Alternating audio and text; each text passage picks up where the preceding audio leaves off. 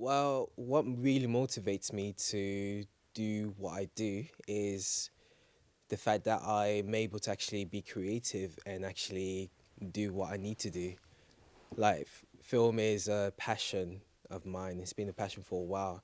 And just the idea of making films, it's something I enjoy doing. I went to Birmingham Ormiston Academy and learnt a lot more about film then, and we worked with people like Live Nation at Download Festival, which was pretty cool. And I did a lot more of like watching people filming and stuff, and I just thought like it looks pretty cool. I'll have a go at that, and then I ended up doing that more than my photography, which cost a bit, but at the end of the day, I think I enjoy it a lot, purely because it's fun, really. I made sure to go out there, meet new people, network, and get myself a bit more experience. I bought my first camera in my first year of uni, and since then, I was kind of running around, filming different things, and getting more experience and meeting more people and getting jobs from there. Hard work in the media industry is actually going about and doing stuff that you eventually kind of look at and you're like, okay, I actually did that. That was really good. And they don't kind of give you that satisfaction at the end in colleges because it's not really for anything important. You haven't been paid to work and you haven't really got anything out of it besides that your teacher's happy with it or that you could find something to improve on. Overall, what really inspires me is just, yeah, everything around me and anything that happens. And really, inspiration comes from motivation, or not even just motivation, but the urge to say something. I guess when I went to Warner Brothers studio tour, I went to the Harry Potter studio tour, and I saw a lot of the work they did there, and it kind of inspired me because I really want to work with Warner Brothers when I'm older.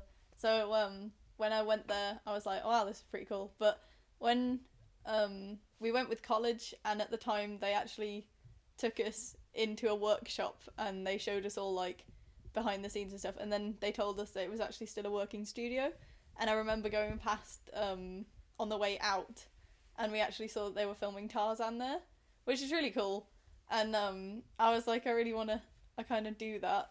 I know that if I'm going to show people a bit of my work, then I need to make sure that it's the best I can. So even if it's something that I don't really enjoy, I'll always make sure that it's the best thing I've ever made at that point.